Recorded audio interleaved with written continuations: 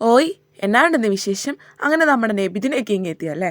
എൻ്റെ കസിൻ രാവിലെ തന്നെ പുതിയ ജുബായൊക്കെ ഇട്ട് നബിദിനത്തിന് പോകാനായിട്ട് റെഡി ആവാണേ.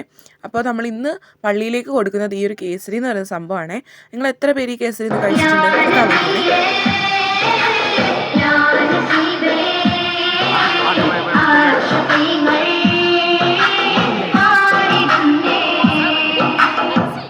എനിക്കിതൊക്കെ കാണുമ്പോൾ നൊസ്റ്റാൾജി അടിക്കുകയാണ്. ഞാൻ മദ്രസയിൽ പഠിച്ചിരുന്ന സമയത്ത് എനിക്ക് ഏറ്റവും ഇഷ്ടമുണ്ടായിരുന്നുള്ള ഒരു സമയം എന്ന് പറയുന്നത് ഈ ഒരു നബിദിനത്തിൻ്റെ ദിവസങ്ങളായിരുന്നു കേട്ടോ.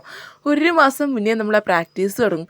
പാട്ടായാലും ഗ്രൂപ്പ് സോങ് ആയാലും പ്രസംഗമായാലും ഖുറാൻ പാരായണത്തിനൊക്കെ ഉസ്താദുമാർ നമ്മളെ പിടിച്ച് കയറ്റുമായിരുന്നു. അങ്ങനെ ഈ റിഹേഴ്സലൊക്കെ കഴിഞ്ഞ് നമ്മുടെ നബിദിനത്തിൻ്റെ 2 ദിവസം മുന്നത്തെ രാത്രിയിൽ നമ്മൾ ഈ പരിപാടി അങ്ങോട്ട് നടത്തും. വൈകുന്നേരം 4 മണി തൊട്ട് തുടങ്ങുന്ന പരിപാടി രാത്രി 10:30 11 ആകുമ്പോഴായിരിക്കും തീരുന്നുണ്ടാവുക. പിന്നെ വീട്ടുകാരുടെ കയ്യിൽ നിന്ന് പൈസയൊക്കെ വാങ്ങിച്ച് കൂട്ടുകാരുടെ അടുത്തുള്ള കടയിലൊക്കെ പോയി സിപ്പപ്പും ലേസും മിഠായിയൊക്കെ വാങ്ങിച്ച് കഴിക്കുമായിരുന്നു. നബിദിനത്തിൻ്റെ എന്നാണ് രാവിലെ നമ്മൾ കുളിച്ചൊരുങ്ങി പുതിയ ഫർദായും മഫ്തായൊക്കെ ഇട്ട് കയ്യിലൊരു കൂടുമായിട്ട് പള്ളിയിലോട്ട് വരും.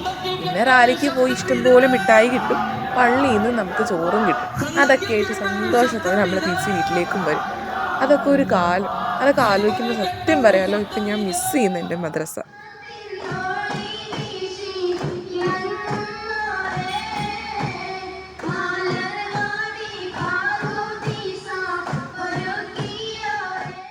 അപ്പോൾ നിങ്ങളുടെ നബിദിനം എങ്ങനെ ഉണ്ടായിരുന്നു? കമൻറ്റ് ചെയ്യാൻ മറക്കല്ലേ. അപ്പോൾ ഇൻഷാ അല്ലാഹ് അടുത്ത വീഡിയോ ആയിട്ട് കാണാമേ. ബായ്.